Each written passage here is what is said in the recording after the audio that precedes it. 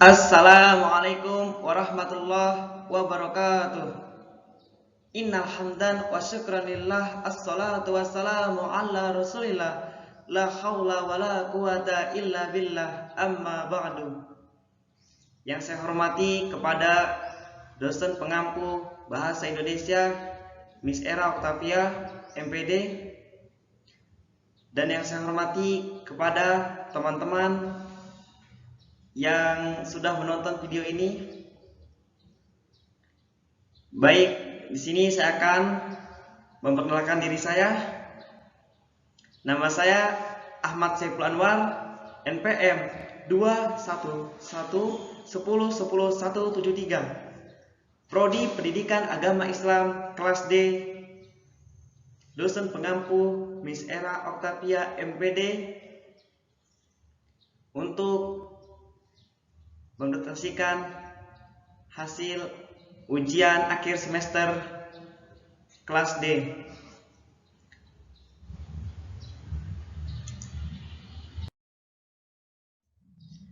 Di sini saya akan membahas 3 materi. Yang pertama yaitu ada karangan, dan yang kedua ada kompensi naskah, dan yang ketiga, yang terakhir ada karya tulis ilmiah.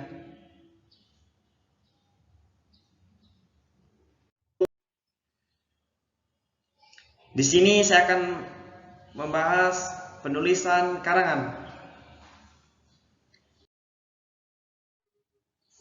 Pengertian mengarang dan karangan. Mengarang berarti menyusun atau merangkai. Pada awalnya, kata tidak berkaitan dengan kegiatan menulis. Mengarang adalah keseluruhan rangkaian kegiatan seseorang untuk mengungkapkan gagasan dan menyampaikannya melalui bahasa tulis kepada pembaca untuk dipahami. Jenis-jenis karangan berdasarkan bentuknya. Yang pertama ada puisi, yang kedua ada drama, yang ketiga prosa. Jenis-jenis karangan berdasarkan cara pengajiannya. Yang pertama ada karangan narasi, yang kedua ada karangan deskripsi, yang ketiga ada karangan eksposisi, dan yang keempat ada karangan argumentasi, dan yang kelima ada karangan persuasi. Jenis-jenis karangan berdasarkan masalah yang disajikan. Yang pertama ada karangan populer, karangan ilmiah populer, yang keempat karangan sastra. Langkah-langkah mengarang yang baik dan yang benar.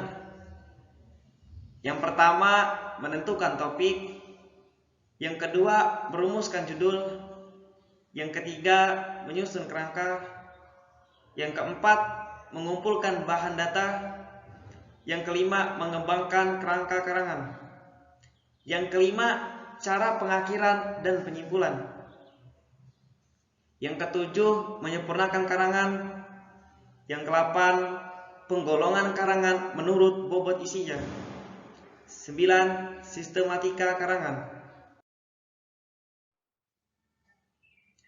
Sistematika karangan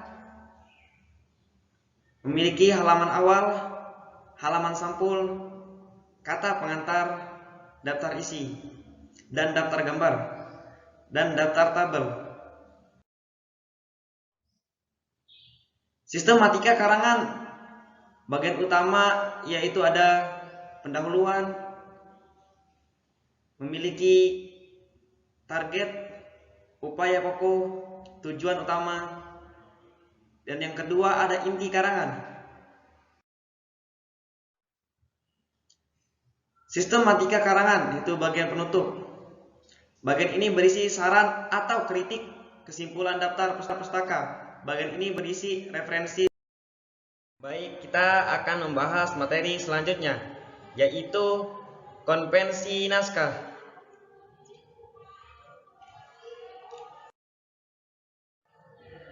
Pengertian kopensi naskah.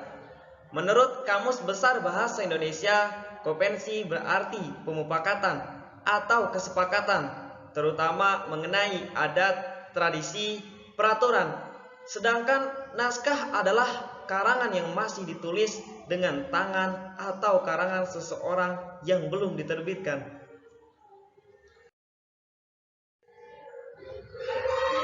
Jenis-jenis naskah. Yang pertama ada naskah formal. Apa sih itu naskah formal?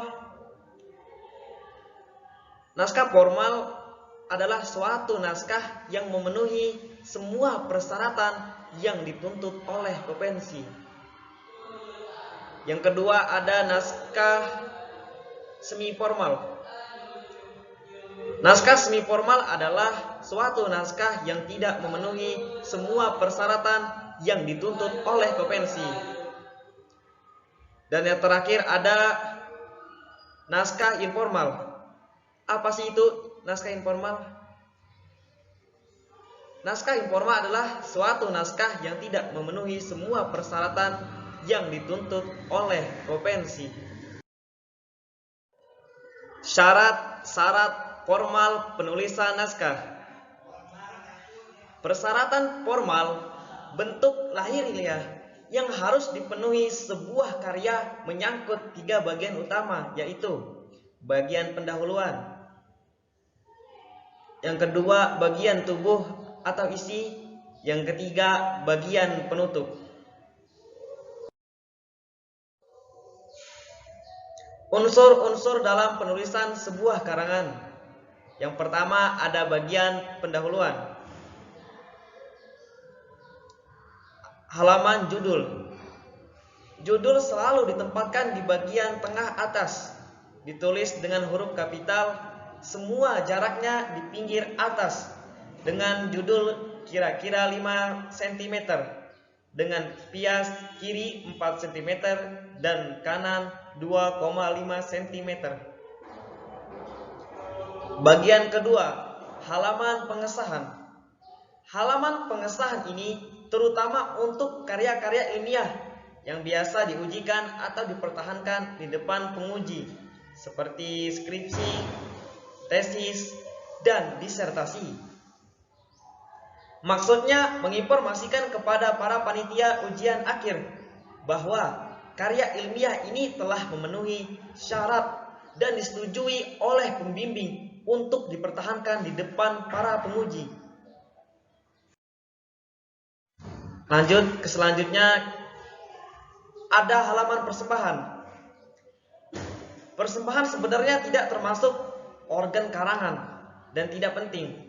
Namun, jika dikehendaki, boleh saja untuk memperindah karangan dan menunjukkan kebanggaan seseorang calon sarjana atas keberhasilannya dalam studi dengan membuat karya ilmiah yang sangat monumental.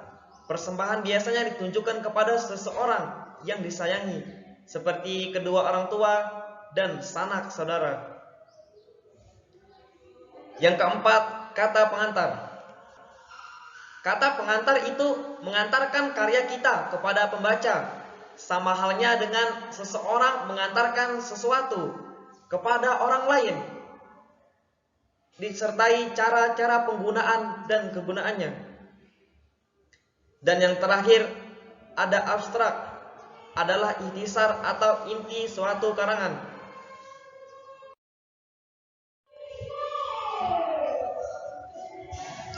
Yang keenam, ada daftar isi, merupakan petunjuk untuk para pembaca. Dengan melihat daftar isi buku, kita dapat melihat gambaran mengenai hal-hal yang dibahas dalam buku itu. Daftar isi buku harus selalu ditempatkan di bagian pendahuluan, bukan di bagian penutup atau di bagian belakang. Yang ketujuh, ada daftar tabel, gambar dan keterangan. Apabila dalam sebuah karangan memuat banyak tabel, gambar dan keterangan, penjelasan istilah-istilah, pelafalan, suatu bahasa, identitas seorang, dan lain-lain, maka semuanya harus dimasukkan dalam daftar. Semua tabel gambar dan keterangan diberi nomor urut dan nomor halaman pada lembar masing-masing. Upaya ini diperlukan untuk mempermudah pembaca dalam mencarinya. Yang kedelapan,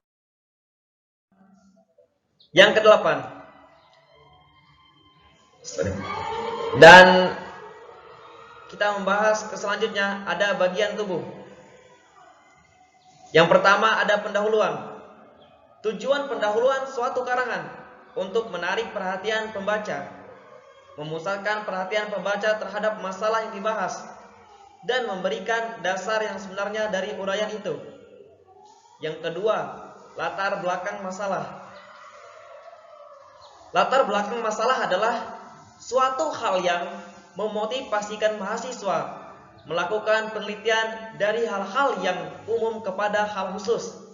Jadi latar belakang itu harus seperti piramida terbalik.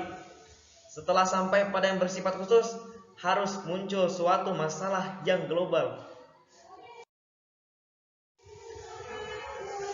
Yang ketiga, ada batasan masalah.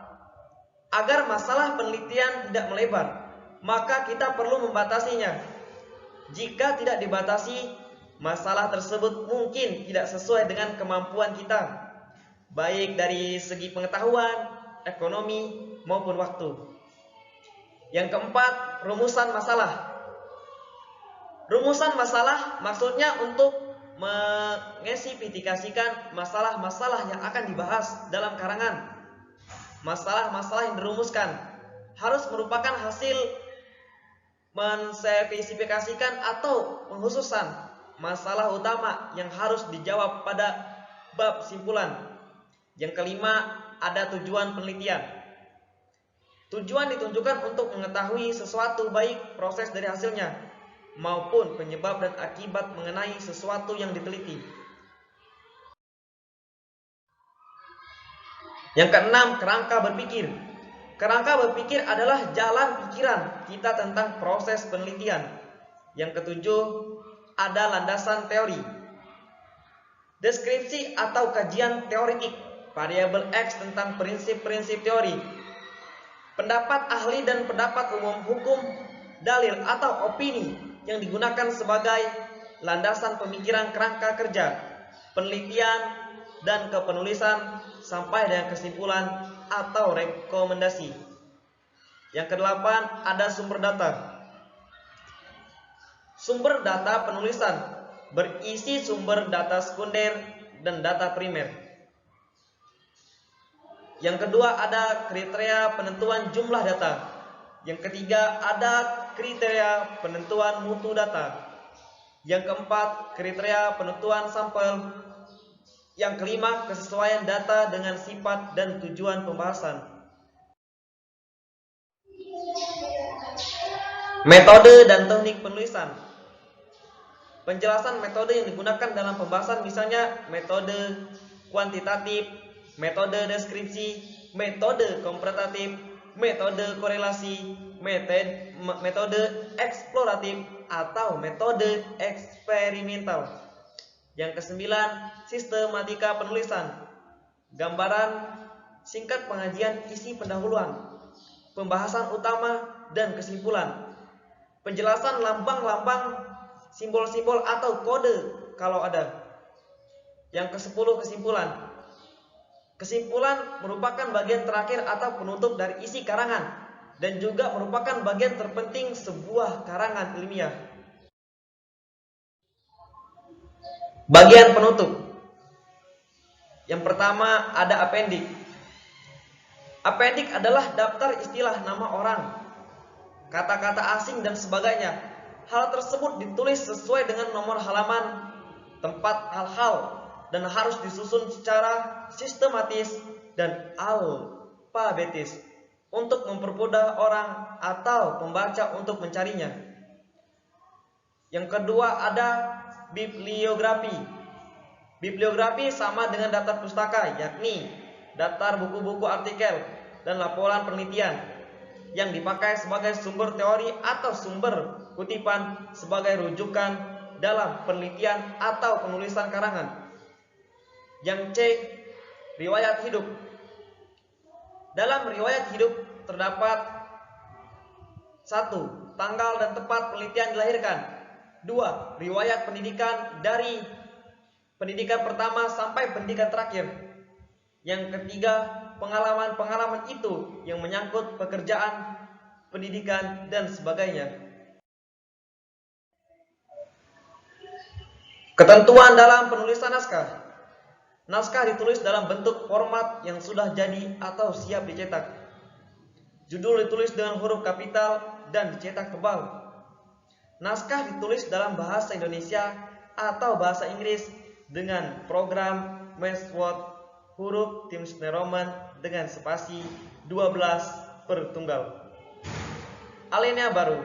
Mulai pada ketikan ke-6 dari batas kiri atas alinea tidak diberi tambahan spasi.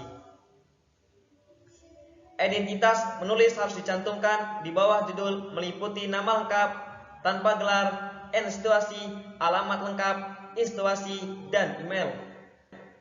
Untuk kata asing maka dipergunakan cetakan huruf miring.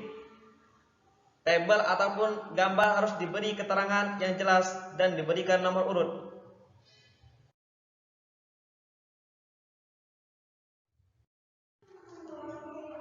Materi selanjutnya ialah karya ilmiah. Apa sih itu karya ilmiah?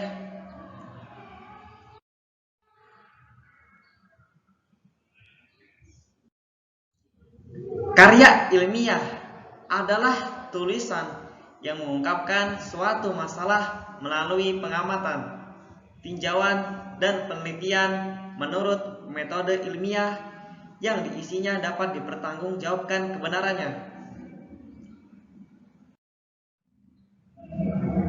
Ciri-ciri karakteristik karya ilmiah.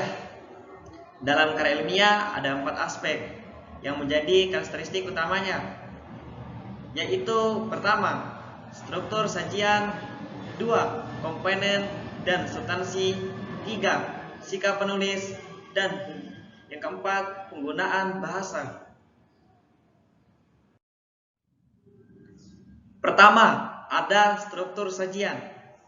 Struktur sajian ialah karya ilmiah terdiri bagian awal, bagian inti, pokok pembahasan, dan bagian penutup. Yang pertama ada bagian awal, merupakan pengantar ke bagian inti. Yang kedua, inti, merupakan sajian gagasan pokok yang ingin disampaikan yang terdiri dari beberapa bab atau subtopik. Yang ketiga ada penutup, merupakan simpulan pokok pembahasan serta rekomendasi penulis tentang tidak lanjut gagasan tersebut. Yang kedua ada substansi dan komponen. Komponen karya ilmiah bervariasi sesuai dengan jenisnya. Namun semua karya ilmiah mengandung pendahuluan, bagian inti, penutup, dan daftar pustaka. Yang ketiga, sikap penulis. Sikap penulis dalam karya ilmiah adalah yang pertama, objektif, yaitu menyampaikan data dan fakta yang adanya. 2, disampaikan dengan menggunakan gaya bahasa impersonal dengan banyak menggunakan bentuk pasif tanpa menggunakan kata ganti orang pertama atau kedua. Yang keempat, menggunakan bahasa. Bahasa yang digunakan dalam karya ilmiah adalah bahasa baku.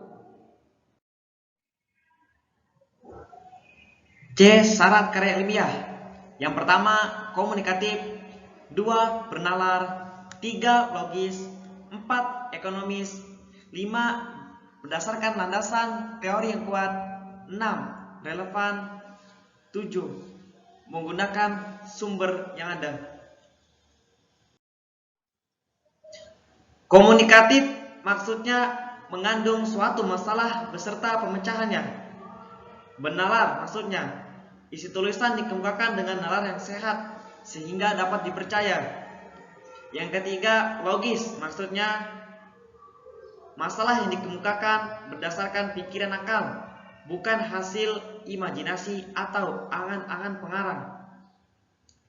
Ekonomis maksudnya penggunaan bahasa yang padat dan jelas atau sikap dan tidak bertele-tele. 5. Berdasarkan landasan teori yang kuat. Maksudnya, apa yang dikemukakan harus mempunyai dasar dan dapat dipertanggungjawabkan. 6. Relevan. Maksudnya, dengan sistem tertentu, mudah dimengerti dan yang dikemukakan serta harus berkesinambungan. Yang ketujuh, mempunyai sumber. Maksudnya, apa yang dipaparkan harus mempunyai referensi. D. Yang harus diperhatikan dalam penulisan karya ilmiah. Istilah asing dicetak miring dan dituliskan yang benar. Semisalnya seperti yang gambar yang di PPT. Daun link spasinya. Jadi jangan ada daun linknya gitu. Yang kedua, penggunaan kata di mana. Teknik di mana digunakan salah. Teknik yang digunakan benar. Yang ketiga, tidak menggunakan kata kita, saya, atau kata ganti orang dalam karya ilmiah. Dapat kita asumsikan salah, dapat diasumsikan benar. 4. Tulislah kata dengan lengkap. Jadi jangan YG jadi yang, jadi harus lengkap ya, YANG. Yang harus diperhatikan yang nomor 5, singkatan diikuti kepanjangan, dan untuk kalimat berikutnya cukup singkatan aja. Seperti MU, buka kurung mobil unit, buka kurung kalimat ketiga, tutup kurung. Keperawatan perangkat MU tidaklah terlalu sulit. Yang keenam, ikuti tata cara formal penulisan karya ilmiah yang berlaku yang dikeluarkan oleh institusi. Misalnya ukuran margin ataupun kertas jenis huruf.